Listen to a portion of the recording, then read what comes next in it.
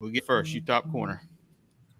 What's up, Justin Holt? Holt Brothers BBQ out here in the trailer tonight. Starting my meat trim for a contest this weekend. Brisket first. We got a contest this weekend in Pinehurst, North Carolina, and so Justin is getting his trim and everything ready, so he can go out there and see what happens. Mr. Allen, introduce yourself. Yeah, my name's Allen Clem. Our team is Under the Radar. We're based out of Kingsport, Tennessee, and cook mostly East Coast contests. So, tell us your name of your team, Allen. What would you say your name was? Your team name? Under the Radar. He's got a pretty cool name. We'll get to that a little bit in the past here. But one thing we love to always understand is kind of a background to it.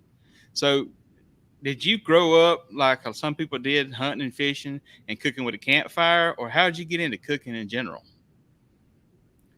We didn't barbecue much growing up, but we did, grilling type stuff. Some, like on a Weber grill, and some on like a little fire pit, in the backyard, just kind of hanging out as a family. But my dad never cooked a pork butt, or if we did ribs, they were grilled ribs. It wasn't, and I didn't even know what a brisket was.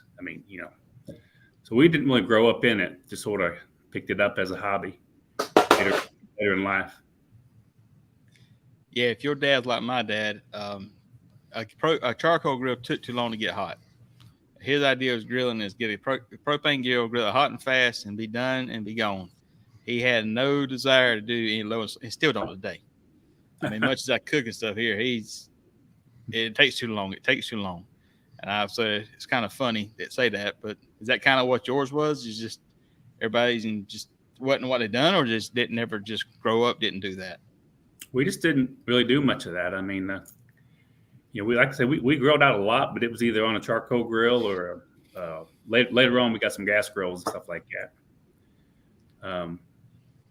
So yeah, it's just it's family activity we had in the summertime. Hanging out in the backyard, grilling, and sort of just that was the evenings. Entertainment. So, how did you get the bug of barbecue competition? Barbecue in general, not just competition, but how did you get the bug of barbecue? Oh, it goes back to the Pitmaster shows when they first came out, watching those, thinking, man, that's cool, and this kind of seemed interesting. And, for the good or bad of it, there was a contest 15 miles down the road here in Gray, Tennessee, 2009. And we last minute borrowed a guy's smoker. I had a little Walmart gas smoker that I converted to charcoal. Pretty basic stuff. And, so we kind of threw it together last minute, went up there and cooked, had a pretty good time, and ended up with a 9th place rib call. And so we got more interested after that. I'll say that. Yeah, I tell you, man, that first call is, and a lot of people say this, it's the most expensive thing you ever do in your life, get that first call. You got that right. Because once you get that first call, now you're trying to chase the second call. Yeah. And if it's like a lot of people, sometimes that first call and that second call, it doesn't happen the week after. It takes a little while to get back, find out, what happened? How did I do this to get me to that point? And then it's chasing that rainbow. It's crazy. Now, some people find it, and you've been successful with it, but we'll get into that a little bit later on. So you had it. So you didn't start off initially. Well, change that. Right now, you and McCatherine's a husband-wife team competing in barbecue, correct? But when you first started competing, it wasn't you and her. Explain your team dynamic when you first started. No, there's a couple guys from work that we kind of decided, yeah, we're going to do this. This will be fun. And we were the Ash Kickers. That was the name that we picked. He even had T-shirts made up, and even had a website. That's cool. And we cooked maybe 8 to 10 contests over 3, maybe 4 years. We didn't do a whole lot. And eventually their interest kind of faded some. And I wanted to cook. I want to get out there and do more. So I asked my wife, Catherine, to come with me, and she did a lot of them in 2013. We were in a utility trailer, a 14, 16-foot box utility trailer, unloading all your junk and setting up easy ups and then everything back in, going home. And she did pretty good with that for that year. We did like maybe 11 or 12 together. And after that, she said, if I'm going to do this with you, I want a shower, I want a bathroom. And we just said, okay, we'll look for, camper or RV or something. And like a month later, we found a brand new, toy hauler and bought it. And that made all the world of difference for comfort. And I think the next year we did 20 some contests, 2014. Yeah, I mean, one of the things that people said in the past is they come out here and see all these big rigs and competition barbecue. And the truth of the matter is we do that because so we can get some sleep at night and be comfortable. I mean, those big rigs ain't no difference than your box trailer, utility trailer. You're still cooking the same food. It's just you want to be able to have a bathroom that is clean, have a bed that you can go to sleep in, because we've learned in this. I learned in it that if I didn't sleep, then my barbecue wasn't no good, because by the time I go to do turning, I'm dead to the world. So sleep is very important. Yeah, those first few years, I didn't get much at all. I mean, just a few hours, because we were low and slow at that time and putting meat on late and getting up and wrapping it. And, compared to today, it's a lot harder to cook.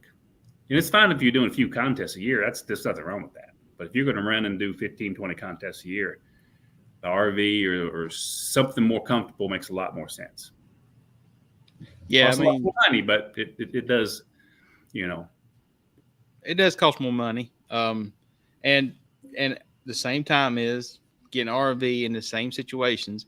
They don't come with their own situations. You still got to maintain it. So it is something you got to maintain. So it's creature comforts is great, but the trade-off is you got to make sure your tires is good and all this other stuff is going on, because it's something you got to maintain. But if you treat it right, well, let me change that. If you get lucky, then you can have a smooth sailing.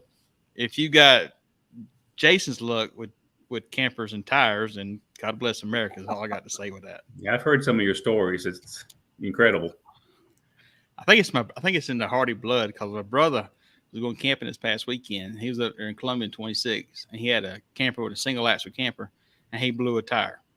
And he was right there in that construction, so he couldn't get off the road, and he had to drive it forever. And it's the second one he's done. Oh, so he got there to found a camper place up there and then trading it. He got another one. He's like, I'm gonna have a tandem axle trailer. Yeah, that makes. But he was outgrowing it. He was outgrowing the one he had. But yeah, man, it is comfort's overrated. Makes you soft. I won't say you're wrong with that, but I'll say that if I'm comfortable and I can sleep a little bit, I tend to be a whole lot easier to get along with on that competition morning. You can ask my wife that. But sleep is very important. Yep. So we got a question right here. Well, we got two of them here. Carrie asked a question, if I'm trying to find it here. For you, Allen, what is your most memorable barbecue moment? Sure, there's been a bunch of them. Probably, going back to 2019, we had an incredible run there in the spring of winning contests. And, we were cooking good and had to be lucky too. That start of 2019, when we had 5 grands out of 6 contests in a row there at one time, and ended up winning the BBQ one. That's the trophy behind me here, June of that year. That's pretty incredible little run there. And we still talk about it. Remember that year? Yeah. So, yeah. So you ran, but you also won some pretty good size contests. You won BBQ that same time frame. Yeah. Yeah. You won BBQ that same time frame. Yep. And there's another one out there. Was a big contest you won. Was it Nashville? We didn't win Nashville that year. We were fourth that year. Mainly yeah.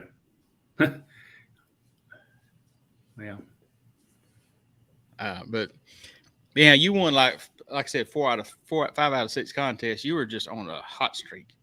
And like you said, there's skill involved into it. Number one, let me say this here. when you win a contest, you've got to find out, you've got to have some skill involved in what you probably have found out, and you could probably talk about this more, is kind of just found like a little trick that the judges was liking everything at that time. And that's kind of what am I correct about saying that? Yeah, our cook, for one reason or another, was working that year. Later on in the season, it kind of dried up a little bit on us. It didn't slip away, but it wasn't as strong as it was in the spring. But that happens. It definitely happens, because flavor changes, people's lives changes, and I think COVID started coming into at the end of that. Well, was that 2020? Yeah, it started kind of, like I said, things changed up a little bit. Yeah, it's 2019. Dean, into 2019. Heath, checking out Heath Riles rubs. I'll tell you this: in my description of my YouTube videos, there's a link to Heath Riles rubs. You can go there and purchase them there. He's got some of the best rubs on the market right now, as far as consistency, as far as a mixture of flavors into it, and a spread of different rubs. You can do it, and I would check them out, because every time you get one, it's going to be a top quality rub. And the sauce is the same thing. So if you're interested, check it out. Link down below in the descriptions of the videos on YouTube side of it and on the Facebook side of it. But definitely check it out. Now, his garlic jalapeno rub is probably one of the rubs that's going to probably be one of the most all-purpose rubs, because you can use it on about anything. What do y'all guys think? Y'all use much Heath Riles stuff? Yeah, I use that in just about every mix of everything but chicken. So that's in my pork, ribs, and brisket rub. And if we do a turkey shoot, I use a lot of that in turkey. Yeah. I don't use it on steak now. I did at the beginning. As we talk about trends changing, it seems like judges are not liking as much heat on steaks in the last 8 to 10 to 12 months. So I've kind of eased out a little bit on his heat, because it's spicy. I'll admit it's good. But yeah, I agree with you. It's a real good all-purpose. It is. How about you, Alan? You mess much Heath Riles stuff? Not so much. I'm behind the times on that. I hear a whole lot of people having success with it. I'm getting ready to order me some of that competition rub he just came out with. Yeah, I use that on everything. Garlic jalapeno too. I've tried the chicken rub, and it is good. I'll say that, but I don't have a whole lot of experience with his line of rubs. But the number of people that are winning with them and giving him the accolades, they've got to be good. Most certainly. I just a little behind on getting out there and trying them. Yeah, I love his chicken rub. Yeah, that's in my mix. It's probably 1/3 his chicken rub, 1/3 Fire Dancer chicken, and then 1/3 of the DB 180 chicken and ribs. And that's been what I've used for three years now. Yep, it is that.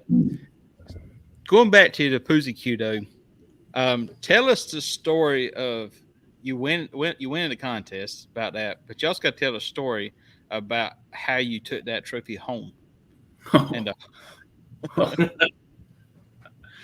we got there like everybody else and set up and laid around on Thursday and had a good time and got ready for the cook on Friday and did our thing and actually had a pretty solid cook. We were completely happy with all 4 categories. It's like, this was pretty good. Just Catherine and I talking after the turn in. What do you think?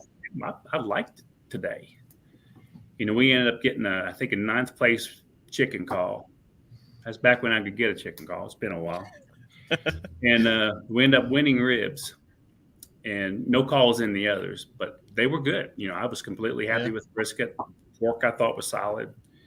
And they're going through the 10, 9, 8, 7, 6. And the people that we had pegged to win it, they called 2nd and 3rd. And I thought, wait a minute, we might be in this thing. You didn't even know if you take one category, you're out. Yeah, but we're sitting thinking, I might be in this thing. You start to get a little chill bumps and nervous because what if? And as it turned out, yeah, they called us for a grand. And incredible. Yeah. By the way, everybody, when you get into that little end of it, and you think this person got a chance, do everybody a favor. Don't tell them congratulations ahead of time. Yeah. Don't do that. Please don't. The kiss of death. But the trophy, it's got to be 6 foot tall, and it weighs every bit of 200 pounds. They brought it down to the trailer and dropped it off bubble wrapped. And, we had that fifth wheel toy hauler at the time. So Scott Smith helped me wrestle that thing in the back and laid it down on the floor and rode it home. Then I had to get the neighbor to help me get it out of the RV on a dolly and wheel it into the basement at that time. That's before we moved, but it's a monster. It's almost too big. I mean, it is. It's really cool, but you don't move it around a whole lot. I'll say that. It's one of them trophies that's really cool, but it's big and heavy, but it's kind of like it's out there. It's kind of like it's hard. It was hard to lay it down, if I remember correctly. It was just don't get me wrong. Everybody in the world wants that trophy, but like you said though, it's one of them ones that's really cool and really awesome, and everybody wants it, but at the same time, but bring it home like, all right, we want it. Where you can put it at? Yeah, where you can put this thing? We had it in the basement for a while, and then we ended up moving when we sold that house and moved in an apartment, and then we bought this place here. So we moved it a couple times, and it's heavy. It's a heavy fella. Mm-hmm. That's awesome. Out of California, what's up, Drunken Chef? Glad to have you here. Calhoun is his honey hole. Oh yeah, Calhoun's been good to me over the years. Hasn't? Yeah. Sound like West Virginia has too. So yeah. We've had some good fortunes in West Virginia, and I love the Calhoun contest. I love it. I hate we're not going this year, but it's a great little contest. Downtown environment. Everybody's close by. Good people. So. And it's same weekend as BBQ this year. No, Calhoun's this coming weekend. Up right this weekend right now. Oh, that's this weekend. And we're going to that Marietta, Ohio one because it was slated to be an auto for the Jack. So we decided to, roll the dice and go up there. But I love Calhoun. It's a great contest. Yeah, it is. So before we get into the question about this weekend here, you finish this weekend here. So how did you come up with your team name? Yeah. Okay. Well, it was. It might have been the second year I was cooking with the guys. We were at that same fairgrounds in Gray, Tennessee. We'd set up. We were just sort of just shooting the bull, hanging out on Friday night. And this was back in the day when Lotta Bull was hitting it pretty good. He rolled in with his big motorhome bus, and he kind of just rolled by like you already had the contest won, and he did win the contest. I'll say that. So, we were just joking. I forget who it was. One of the other guys, we would kind of just look and laugh and say, "Yeah, we're under his radar. He don't see us at all. And so it kind of stuck with me. And I thought, well, that's kind of neat. That's kind of different. But that's where all that started. And so I kind of said this in the Facebook post and stuff here, and I've said to you before the show, is you probably got one of the most accurate team names of anybody out there, because your perfect example is BBQ, as you were just saying. You got the chicken call, you won ribs, you didn't get a call in pork, you didn't get a call on brisket. Next thing you know, you won the whole contest. You basically just flew right under that radar and just cleaned house and won the whole contest. And so that's not your first time of doing that either. You have – I mean, you've been very successful of just being able just to be steady. And that's commend you for that. That's awesome. We try to be as consistent as possible with all the meats best we can, and you can get 4 good, base hits, solid base hits. You got a decent chance of being in there, And I think that's one of the things that myself struggles with, and a lot of people struggle with, is we're trying to hit home runs in every bat, which is chicken, ribs, pork, and brisket. Yeah. And don't get me wrong, 180 solves a lot of problems. I mean, it truly does solve a lot of problems. But at the same time, is if I knock a 180 out on something other, and then I'm at a 160 on something else, that 180 is going to have to keep pulling that one man up the other up the pole, and you ain't going to be as high. Because if I'm knocking in, I mean, I used to say if I could hit 4 172s, I'm in the running. Now I say it's probably 174 right now. But Probably is. But if you can hit like 4 solid 174 plus content turn-ins, then you've done a good job. You've done your job. That's all you can do. Right. You've done your job, and then you can kind of have a chance to win it. And yeah, I think that's you can cook. 3 categories that are pretty solid, and have one that just doesn't take you out of it. You're going to be in there your fair share of the time. Yep. And but that's like hard we were to saying, it's I've been doing it a long time, and it's challenging to do it. But the thing is also is challenging to do it is that I think us as cooks, we're always chasing to find out, all right, what's the judges want this weekend? What's the flavor going to be this weekend? What we going to do this weekend? And that's really, truly a moving curveball because we go to different areas and different judges. It's completely different every weekend.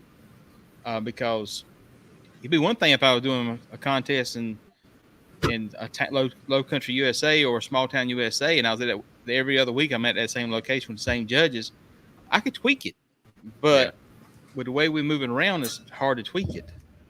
Yeah, I mean, some places will want more sweet. Some places will want maybe a little more spice, and you got to be careful about how you gauge that because you can overdo it, underdo it pretty easy, and you just you end up guessing, which is kind of a little bit of the danger about changing things, and unless you do it a lot, And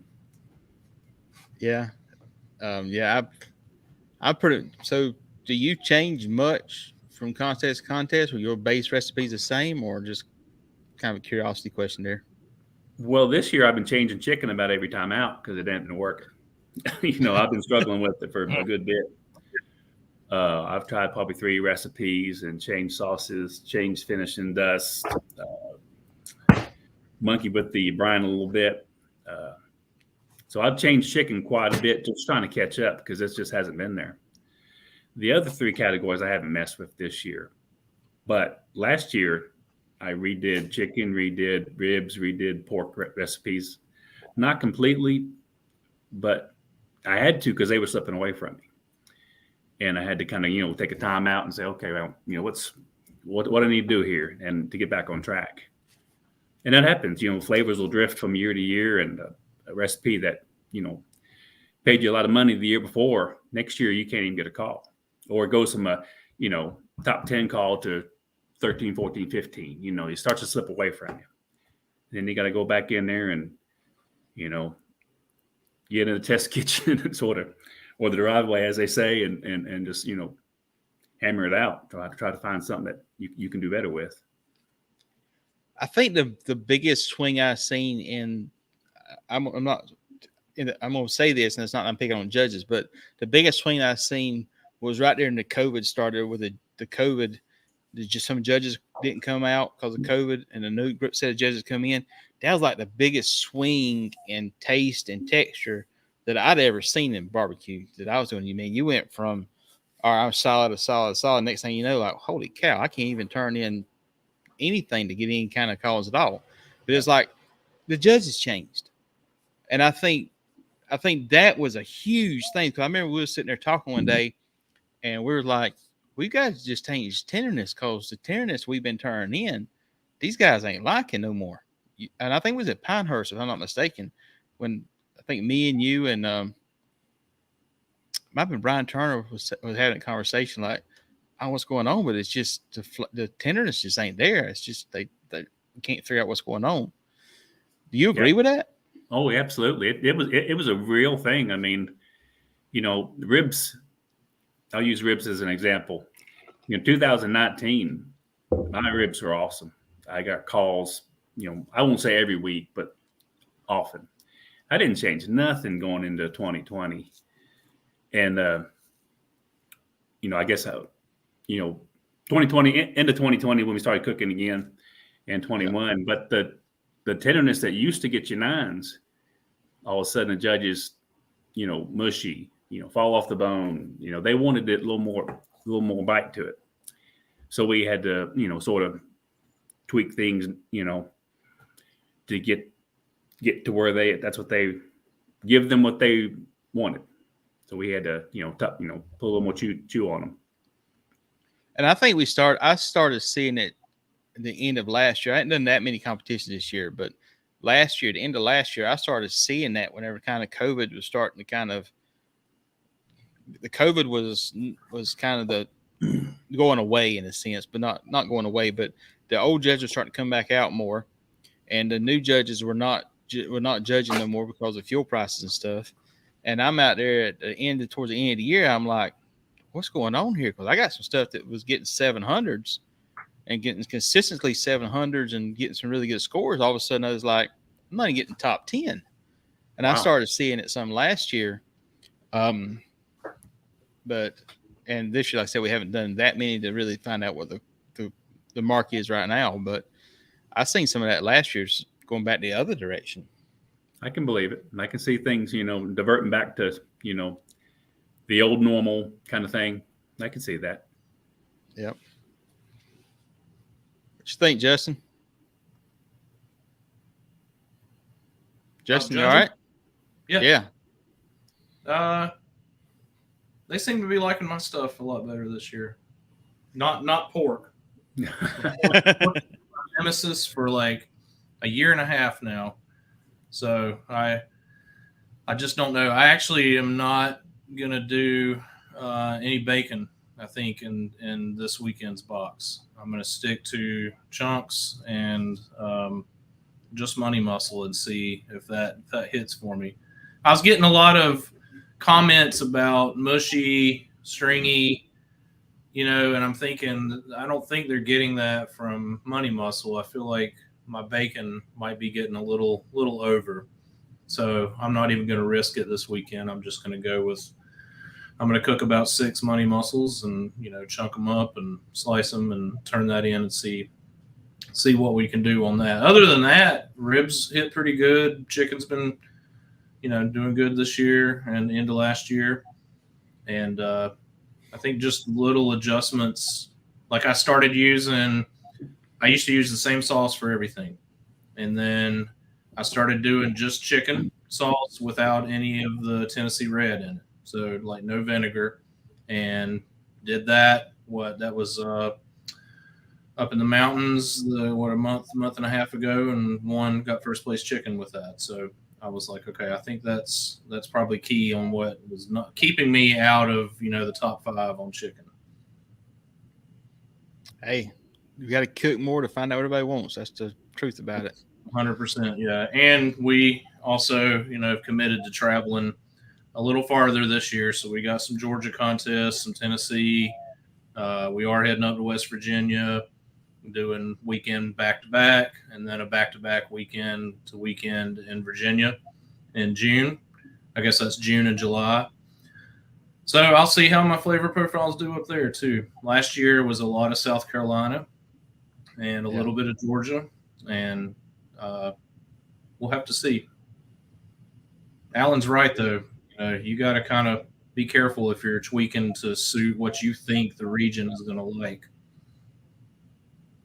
The judges travel too, They do that. Definitely do that. Allen, I think Puccio is trying to give you a hard time here. No, I saw that. That's good. Heath Riles are good rubs. Got that right. I truly enjoy using them. Catch up with comments right here. So talking about, we got a comment here. He judged Ripley's last weekend. So tell us about, first off, tell us about the contest that they're in Ripley's this past weekend. Tell us kind of about the whole contest and what you remember what the charity is for or what it's for? This was a second-year contest in Ripley, West Virginia. We didn't go last year. I don't think it fit our schedule. But it's West Virginia Hunting Heroes is the organization that was putting it on. And last year it was downtown, and this year they moved it to a fairgrounds. I mean, right off I-77. I mean, easy to get to, plenty of room, good power, good water. For some reason, it was pretty small contest. I mean, it wasn't as they thought they had 20-some teams, and 5 didn't show. So it ended up being about 15 teams, pretty small field, but well-run contest. They did a good job. You know, we had a hell of a rainstorm come through Saturday morning, about maybe 5 o'clock or something like that. 40-mile-an-hour, 50-mile-an-hour wind gusts and sideways rain. You know, I had my meat on by then, but anybody who was up cooking and during the middle of that had to struggle at least a little bit with their fires and temperatures and all like that, because it was mean. But once we got through that, it kind of calmed down, and the temperatures came back, and the pit became a little easier to control. But we ended up having a pretty solid cook out of that. Yeah, I mean, you walked away with a impressive GC. I mean, you were a pretty good points ahead of everybody else, from what I understand. Yeah, for one reason or another, my chicken hit, which I wish I knew I'd figured something out, but I'm a little afraid to hang my hat on that. But the other 3 were good calls, and of course we ended up with the grand low scoring contest. There were some judges throwing 6s and 7s pretty often, and even I think there might have even been some 5s out there. No comment cards, but at the consistently low scoring judges. It wasn't like there were angel tables and table of death. It was just so across the board kind of maybe the Virginia judges showed up or something, but they kind of just lower scoring. Lord, I tell you what, that Virginia, for me, judging me, when I go into a contest and see all the Virginia judges coming there, and I'm not picking on you Virginia guys, please don't understand that. It's just whatever it is, it's like my food and their palate are not even the same atmosphere. I mean, it's not even the same planet. I can go down. It was so funny. I was down a couple years ago, down in Georgia doing contests, and I got like 3 top 5 calls. I done really well. I go to a contest in Virginia, and I got my butt whooped. And it wasn't that much difference in the food. And I'm sitting going, I told Michelle, I said, there's a reason why we don't ever go north. We always go south. Now, historically, Georgia's been good for us. I like Georgia. Been good to us. I love Georgia as far as it's always been good to me as far as flavor profile. Now, going up 95 has been hit and miss, and going up into the mountains has been kind of hit and miss. But going on the other side of the mountains in Arkansas, Tennessee, and that part of the world, I've been pretty decent with that. But whatever reason, it kind of gets whipped up there. But you were talking about bad weather storm through West Virginia, and I remember a contest that we done a few years back in at the horse place up there. What's that? Oh yeah. What's the name of that place? Right there. It's the intersection all the interstates. I can't remember the name. I can't remember it either. But it's right there off of the interstate. It's up in the mountains right there in West Virginia. Somebody will probably put in the comments here, but we're up there in a daggum hurricane. Remember that hurricane storm came through there and just was crazy wind like at 3 a.m. over yonder. And it took my back owner of my camper and just popped it off like a can opener. And I'm out there trying to get that. Good Lord, that was crazy. Where was that contest at? I'm trying to remember. It's slipped away from me. But I might have a comment here. Yeah, we got that. Where was that contest at? All right, somebody put in the comments here. What was that contest? I'm trying to get. So you converted over to Natty Bird chicken yet? Oh yeah, I'm on board. Natty Bird all the way. Most judges were from Virginia. The main from Ohio. So this is a good point to make about that contest. It was a small contest. Was it a how many tables did y'all have? You remember? They ran 2 tables. So they ran 2 tables. Yeah. So I mean, that was. It's fair, you know. Oh yeah. Team player here, Blairtown. So, what's been one of your most memorable? What has surprised you most about barbecue over the years? That's got to keep you coming back for it over and over.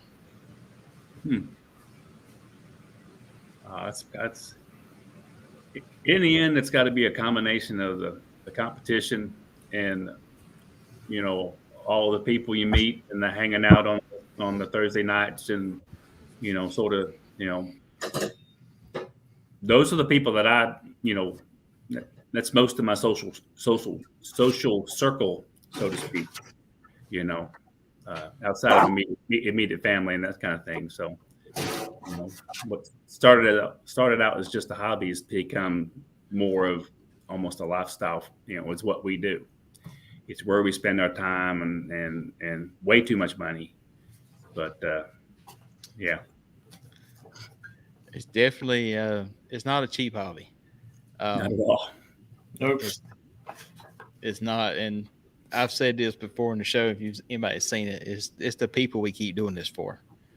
It is absolutely the friendships we make, the relationships we make with people. Because if you come out of contest, you don't talk to nobody, don't socialize with nobody, you ain't gonna stay in this game long.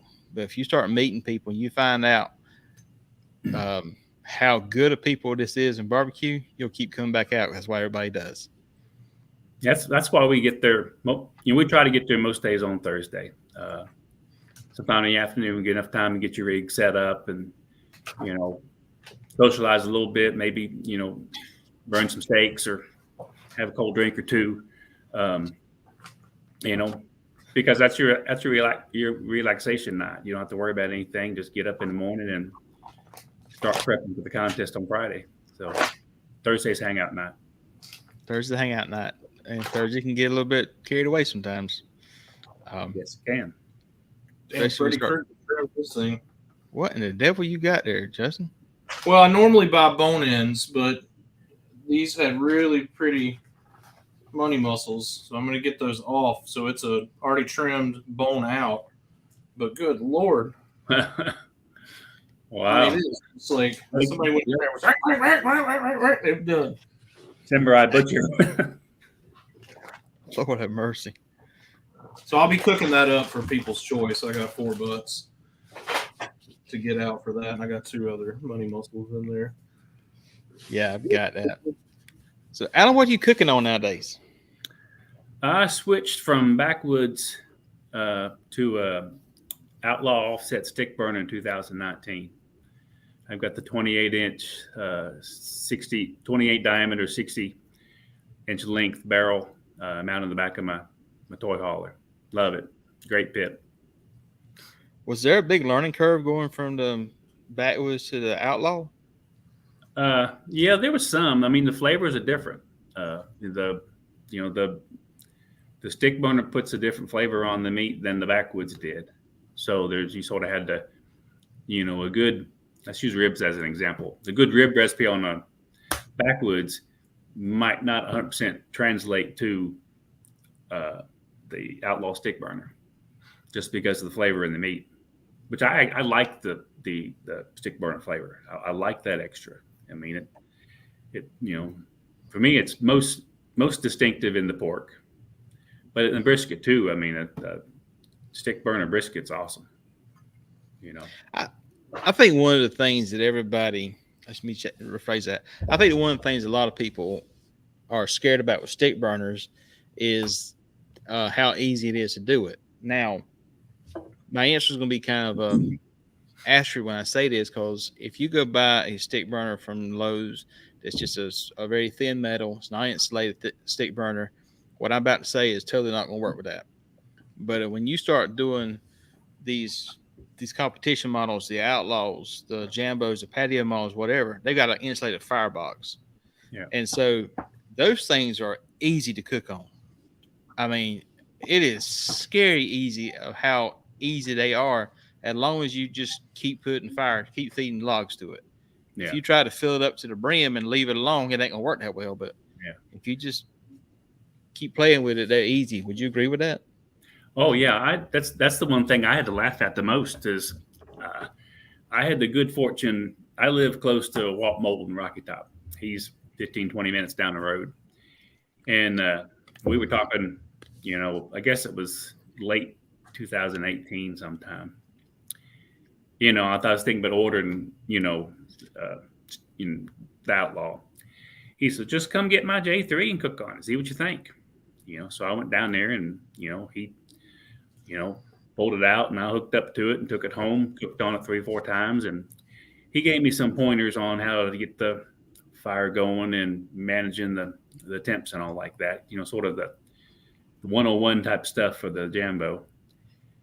And the funny thing is you set that thing up, it's right on 300 degrees. It's right on 300 degrees. Throw you a stick in, it's still on 300 degrees, and I was surprised. I expected to be jockeying with the damper and,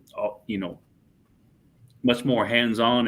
It really wasn't that. Those things, once you get them, get a good cold base in them and a good steady fire, they're rock solid. They are. And I've got one here at the house that I built. So my stick burner is the same concept as a Jambo or an Outlaw. It's just one I built myself because I'm hard-headed. Yeah. And I enjoy cooking on it. But what blew my mind about doing it over the years, it is how little wood I use. I mean, yeah, I could do a whole competition cook, and I got a milk crate full of wood, and that's all I could use. Yeah. I mean, it just blew my mind of how little wood you use to do that. It's about the same thing you run to with your Outlaw? Yeah, I mean, I start mine with the charcoal base, and then before I put the meat on, I throw a log or 2 in there just to get them going. But I use probably maybe 2/3 of a box of that Vaughn wood contest and some charcoal. It depends on. Now there's been contests where it's been cold, like up to Withville a couple years back, where it was freezing cold that first day. That's what we were talking about earlier. I burned some wood. Virginia. Yeah. Sorry, that's where we were talking about earlier, Whitfield. Yeah. But oh yeah, okay. Yeah, that was cold and windy. Yeah, that's it. I burned some wood that weekend. Yeah, I mean it is. And you just kind of brought up a really good point here about Vaughn wood. So explain why you use Vaughn wood over just going out back, cutting down a hickory tree and using hickory tree. Why do you keep going back to like Vaughn wood or somebody of that same neighborhood or same companies? I don't have a farm, so I don't have any trees I can cut down one. And I don't know anybody who sort of deals in that, but he's got a good, consistent product. I mean, it's kiln dried down to a decent moisture content. You can order a pallet of it. I mean, it's expensive, but of all the money we put in this, it's not too bad really. And it's just a good consistent product, to run your cooker on. Clean. Yeah, so don't have mud and dirt all over it. It's not moldy and nasty and bugs crawling all in it. It's pretty clean when you get out of the box, and you may have to split them down. Might like it a big hunk in there. You might want to cut in half or something like that. But it's a pretty consistent product that week in, week out gives you the same results, kind of. And then consistency is is a big thing in this game we're learning. If you want the same result, you got to do the same thing with the same meat at the same temperature next week, week after that. Yeah, I've said this before and different stuff here. At the end of the day, what we're trying to do, we're trying to keep our food at this. And that's why insulated fire blocks, that's why you do any kind of cookers. Because if I keep that temperature this way, then I can know exactly what that food's going to do when it's doing it. If I'm doing this right here, number, then I can't be consistent because my fire ain't consistent. The environment's not consistent. Nothing consistency. We can't control the temperature outside. We can't control the humidity outside. We can't control which way the wind blowing. We can control what we do in that smoker though, and what we do in there to keep it consistent, where we rotate the smoker so the wind ain't doing a drag on it or whatever. But at the end of the day, we got to keep the temperature consistent. And that's whenever he's talking about using foam wood. I use ARP wood when I'm using the drums because I know that those are kiln dried woods. The moisture content in them every time is the same. I put it in there. I know exactly how long that little piece of wood is going to burn in that smoker. I'm not using chunks. I just use that foam wood because it's a consistency factor. What I can do to keep it steady and keep it even. Yeah.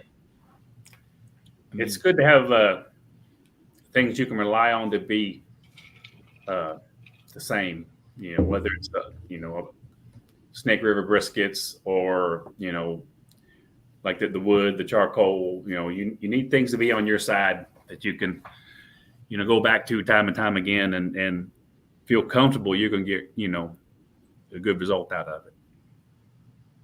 So what would be a piece of advice that you were just saying to keep this here, but if you were giving somebody starting out cooking either at home or in competition, what is something other that you would say that you've learned over the years that would be something for them to help them going forward? Would it be take notes? Would it be to cook the same product or something along that lines? Yeah. Taking notes is pretty important. I always think, well, I'm going to remember, but you don't. Write it down, the temperature. Nope. We cook 3 butts or 4 butts. Write down the start time, the temperature you run them at, when you wrapped them, the recipes for your injections or your rubs if you used any, and have a book. And I've got books from since I started. That's how I did it. I did my practice cooks that way. I did my contests that way. Took a lot of good notes. So you can go back to it if you need to. What temperature did the butt come off last time? Oh, it was 204. Okay, all right. I'll look. Maybe that's where I need to be looking. And the other thing, if you're going to be doing competition much, you need to find a good class, because I dumbed up and didn't take one until I guess it was 2014 or early 2014. I cooked all those years, 2009, 10, 11, and 12, based on books I read and what I seen on TV. And I learned a lot, but that learning curve I could have cut way back if I'd have taken a class sooner. Yes, sir. So I kind of done it the dumb hard way, but classes are really, yeah. Even and right now, YouTube out there is got so much information out there. I've said this before. Well, I'll say this. The pork video we put online here the other day and the rib videos, we use that same video in contest down in Georgia, and it got top 10 calls. So the information out there today for you to be able to see firsthand knowledge about what to do in competition barbecue is unreal. You'll save yourself so much time and effort. However, none of that is going to be able to beat the firsthand seeing is believing as in a class. Now, I'm not saying you got to go there and take the Winninger's barbecue man and his class. Myron Mixon got a great class. I'm not saying you got to take his class. I'm not saying you can take just whatever, but just take some kind of beginner's class to understand what it is about barbecue. And then later on, you can take competition classes, but because it is different than what you eat at home when you do competition barbecue. Yeah. Those GBC classes, pretty reasonably priced. Yep. And they used to do it. I hadn't been to one for years. They had four categories. You'd have someone cooking chicken, someone cooking ribs. You had the opportunity to see 4 different cooks, prepare and do some barbecue. And there's a lot of good, information there for a pretty good price you can pick up, depending on where you're at in your barbecue learning curve. You're just starting out and you're wanting some good techniques and just a grounding of hey, what are these people doing? That's a good opportunity there. It's I think they have one every spring, I think, something like that. They do, and it's really good class. What they do is take the winners from the categories of the year before, and those winners are then teaching that category in the class. and you really get some firsthand knowledge about what it is. But at the same time with classes now, I'm going to say the same thing is, and this is from personal experience. If you go take these classes and you get in and make all these notes, you still got to practice it. Still got to make it your own. Because if you don't practice it and make it your own, because you got to understand something, your smoker is not that same as smokers that guy has.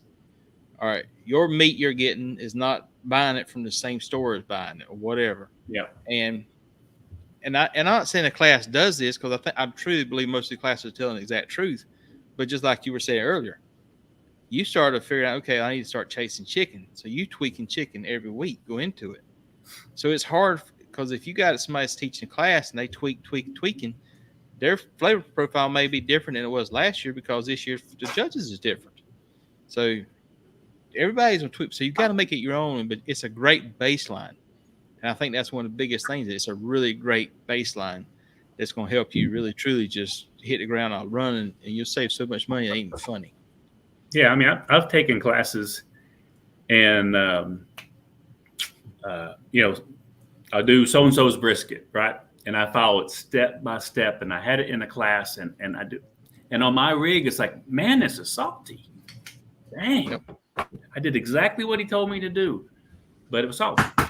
So I had to back out some of that salt out of the, like the injection, lighten it up a little bit. But I did exactly what the class said. Yep. But the result was different, because something, my hand or something in the cook process is different, So yeah, you got to be able to take a class, the notes, and sort of get in the driveway and try it on your rig and your setup and see how it works for you. And you may have to say, yeah, I need a little more this, or I need to lighten that up a hair, because man, I'm getting the black pepper burn. I don't like that, Yep. So I mean, you got to make it your own. If you can make it your own, and you can kind of get a feel with it. Yeah. So in the judges kind of chasing the flavor profile and stuff on there, I've always kind of looked at a rule of 3. So you make a change, you run 3 contests, and then you kind of regroup from there. I know you're saying you kind of been chasing chicken a little bit more than that. So what's your kind of rule is?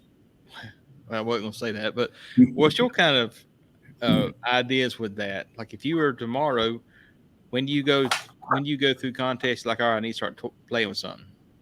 Yeah, I probably go a little longer than 3. I'm probably 5 or 6. I'm hard-headed, and a little bit disbelieving sometimes. But sooner or later, you're like, yeah, my chicken sucks. I need to do something different, or my ribs are slipping away from me. That old recipe isn't working anymore. I need to come up with something different. So yeah, I'm maybe 4 to 6, depending on the category and how bad I'm getting hit by if I'm getting hammered. Sometimes it's a flat timeout. No, you need to do something different. But if it's just slipping away from you, you don't know if the recipe's slipping away, or, well, that one contest didn't like it. Next week I'll do better. And it may go both ways. The next contest may be, yeah, we still don't like it. You're not giving us what we want. Or it could be a different region too. Sure. So Justin and myself are going to Pinehurst this weekend. Allen's heading up to Ohio this weekend. So we'll be in North Carolina, and Allen will be up there in Ohio this weekend. Yeah, I think she's got about 40 teams up there. It's going to be a shootout. It'll be a tough one. Everybody coming to Pinehurst, bring your raincoat. This Friday looks like it's going to be what we like to call it, a gully washer. Yeah, I think it's going to be a wet weekend, which, from what I understand, everything lately in the North to South Carolina contest-wise has been wet contest all year long. Every weekend it's been raining. I was just telling Jason, my son's baseball has 5 games canceled on the season now because of the rain. And I was like, yeah, that season's a wash, man. We ain't ever going to be able to make all those games up. Rainy spring. That is. It's been crazy. So, Alan, when you at home cooking, what do you cook at home to eat? Oh, damn it. Most time it's ribeyes. If I'm just cooking to eat, I don't practice barbecue much. if I do, I'll roll that J3 out of the garage and do a chicken and rib cook or something like that. Just sort of, if you're doing one, you might as well do both. And but for just eating, most of the time we're grilling steaks or something like that when you can catch them on sale. Yeah, I tell you, I was at the grocery store this weekend buying stuff for the contest, and Michelle does most of the shopping for that. So only time I really go shopping is like when I'm buying stuff for YouTube videos or buying stuff for competition. And paper towels is $24. I'm like, yes, you got to be kidding me. Dude, look at a 12-pack of soda. It's like $12. Dude, these gloves, man. I was sitting there in gloves. I used to go to Harbor Freight, and $9 buy a box of 250 gloves, Now it's $9 for 100 gloves. Yeah, it's crazy. Yeah. Like, Parquet, freaking $2.50 a bottle. ain't none of it got any cheaper. No. It's across the and you board, get half of that stuff too, and you get less of it now for more of what you're paying for. But yeah, paper towels is just, it's ridiculous. They try to sneak that smaller bottle in on you like you won't notice, Yeah, it's like Michelle's says, we are going through toothpaste like crazy. And we come to find out it's half the size it used to be. Yeah. The funniest story was a friend of her, Michelle's, was sitting here was fussing the other day because of toilet paper.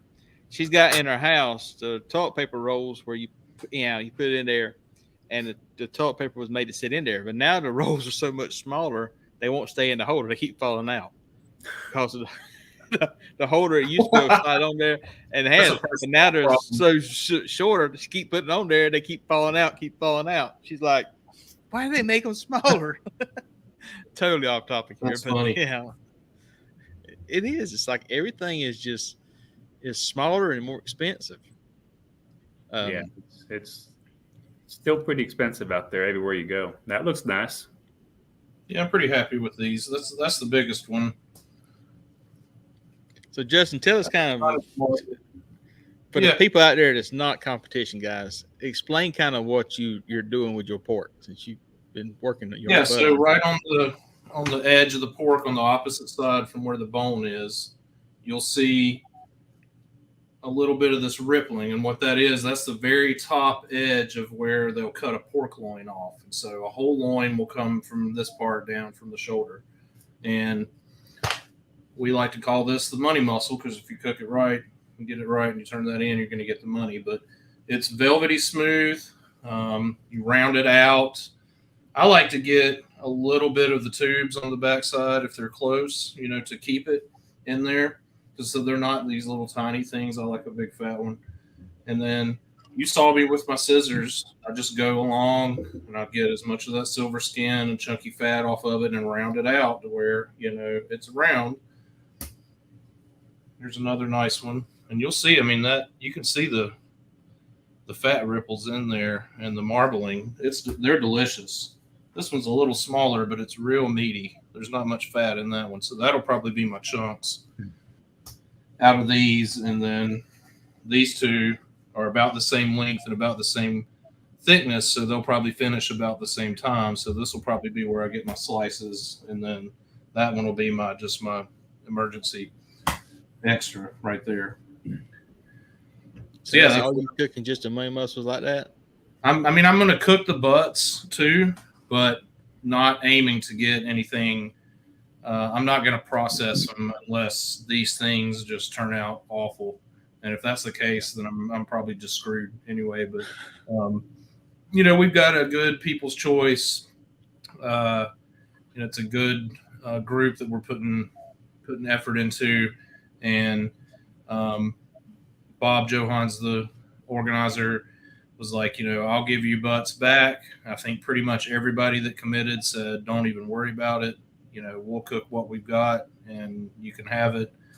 And that's another thing that I like about the barbecue family is that, if the ass goes out there, that's what we're here for. I'm not going to eat all this by any means. So, if this can go and earn some money for some charity or some local group that can help some people out in the area that we're cooking in, I'm all about it. Cool. One of the things, and some people remember, Hollis and I last month went out to Dallas, Fort Worth for the SCA World Finals. I saw that they did all of the top part, because they'll cut the top part of the steak off for the tenderness. They'll hold it up, so they'll do not the tenderness, the doneness, and they'll do the color, but they don't eat that part. They had like 6 or 7 trays full of steak, and they gave it to the local homeless shelter, which out there is very packed and you can imagine a city that size. There's a lot of needy, hungry people out there. And that made me proud to see that stuff's not going in the garbage. No judges are taking that stuff home. It's going to help some people. It's good. So yeah, I got 2 big fat, look how much pork's left out of that. I mean, that's a big butt, So I'll see. I mean, you can see that thick fat cap. There's going to be some good bacon underneath that, but I don't want another comment card that says you did a good job trimming those out. Yeah, you done it professional here. You got them all trimmed out perfect. Yeah, they look good. I mean, you put it back together like a puzzle. That one did fit in there like a puzzle, didn't it? It did. I was like, man, you put it back together with some meat glue, you'd be all right. I'd say that's one of the more pretty ones that I've cut out in a while. And I'm lucky. I've got a food service, a U.S. food chef store just right down the street. All those guys know me. I'll grab one of their butcher's coats and put on, and I'll go in the cold cooler and I'll spend 30 minutes in there looking through every single one. I'm feeling them. I'm looking at the fat cap. I'm checking the dates. I'm looking for, bright red as much as I can, knowing that pH is up on the meat in there. But I'll admit it does suck buying a $35 butt to trim out, what? Yeah. I think we all do it. Same thing with 2.5 ounces of meat there. It's an expensive. Yeah, you got to get to know all your meat guys, your butcher guys. Yep. Definitely be your best friends. Definitely be your best friends and stuff in there. But at the same time I'll say this, we all started somewhere. We started cooking at home, started cooking with friends and family, just come out here just to have a good time. And for a lot of us, kind of turned into a passion where we do a lot more of it. And it's a lot of fun. And it's crazy the friends we met in this ball game. I mean, I looked at the team list for this weekend, and I'm so excited to see every single person on that list. Yeah, and I told Hollis too. Here's who's going to be there, and he's like, "That's awesome. Can we just go say hello to everybody on the whole road?" And I'm like, "Yep, you got it." Yeah, I was trying to think about what we're going to cook out there for Friday night. I don't know what the weather's going to be like. But, man, we cooked something on the Blackstone this past week. Done the video on it. Smash burger tacos. Yeah, yum. God, man, that thing's good. I love a good one. Actually, what I was about to say, I've got mine mounted in here on the trailer next to our pizza oven there. You can't beat that thing. No, it's hard to beat it. No, Blackstone's making some money, man. That's a quality product. Is that gas or electric? It's gas, and I've got it ran, both the pizza oven and that run off of a dual line that runs underneath to a tank, so I've just got to switch in between the two of them. Nice setup. Real handy. Yeah. Hollis trailer definitely changed your world. Turn on that thing, and it's about $7.50, and that pizza's done quick and real handy. I bet. Yeah, that makes it nice. Yep. So how's y'all's year looking this year? You got a few of them you gonna do, Allen? Or you? We're booked up pretty good through July. At least 2, sometimes 3 a month. After that, it lightens up, I think. But April, May, June, July, pretty busy. After that, don't think we've signed up for anything other than maybe Pusa-Q in October. Same with us. Probably not going to do as many as we've been doing in the past.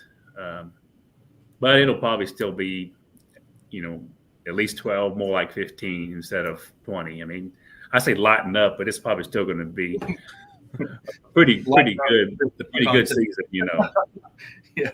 a third of the year. Just a third of the year. That's all. Yeah. Yeah, So I think we're going to end up doing 12 contests, and that's a cutting back for us. But that's back when we used to do 30, 35 contests. yeah, 35. That's a lot. it is a lot. It's somewhere in there when you're running, say, 4 weekends in a row. Mm-hmm. It's about to be a job, you know. Yep. We've got we just came off that one in West Virginia, and we're heading to Ohio. Then we're coming back and doing that double at Kannapolis, Jiggy Piggy. Mm-hmm. That's going to be a pretty. I mean, by the time you get into prepping for that double, that's going to be, it'll wear you down a little bit. A lot of meat to trim right there. Sure. Yeah. Well, I mean, what happens on that, what we're talking about is when you start doing those back-to-back contests, it's like you get home, all right, Monday, I go grocery shopping. Tuesday, I trim chicken and pork before we get started the show. You got trim meat. On Wednesday, you trimming some meat. You making rubs and stuff. Thursday, you loading up and pulling out. On Friday, you start prepping for contests. On Saturday, you cooking contests. On Sunday, you're coming home and start over again Monday. So you really don't have a chance to just slow down because you're trying to get in there. Now, by doing that, you will get into a groove with your flavor, with your tenderness and stuff. You can kind of start being consistent, and that can make life easy as far as your finishes. But you will basically you commit to this. When you start committing to that, you basically can't do nothing else but that. Because if you throw one wrinkle in the mix, your whole schedule goes out of whack. It's crazy. Yeah. It does help you be a little more consistent when you're cooking, frequently. I won't say every weekend, but when you're cooking pretty regularly, you kind of get your groove in there on some of these categories and running your cook process. And, you do things without even thinking because it's just secondhand. Nope. Yep. It does help the consistency when you cook often. That's what I always say is you can tell the barbecue guys going to go about a yard, the grass is this high. That's right. That's why I hired a yard service this year. Yeah. Yeah. It's like, It is. I'm going to have time to do this, right? Yeah, we've all done that before. Come back and it rains over the weekend, and it's a hayfield when you get back from the contest. Mm-hmm. It wasn't like that when you left, but the little bit of sunshine and a couple inches of rain, and you got a hayfield when you pull in the driveway. That's true. All right. Well, appreciate y'all being on the show tonight. Again, Barbecue Roundtable. You got any sponsors y'all need to give a shout out to, Allen? No, I don't have any sponsors. I haven't been fortunate enough to be able to get any, but nope, it's just me and my wife and In the bank account. and our bank account. Yeah. Yep. Justin, you give a shout out yours. Bank of America. Give them a bunch, and they haven't really given anything back. Sorry about that. Swallowed it wrong. Well, yeah, appreciate y'all for stopping by the show tonight. We'll be on next Tuesday, another great show. If you have any question, comments, always let us know. You can also watch these shows on podcast later on YouTube. Just go to Barbecue Roundtable. You can check on YouTube Music, find that. You also see the videos and live streams on YouTube. We're also working to put this on podcast in the future, so we'll check those out. If you got any questions or comments about what we're cooking on our YouTube videos, what we use and all that, let us know. Reach out to us. We'll be happy to help you out. If you come to a contest and you see us, come say hello. The only thing we ask is on Saturdays from about 10 to about 1:30, give us a chance to get through with the competition. Other than that, we'll be able to talk to you all you need. Thank y'all for watching. See you next time. Good luck, guys.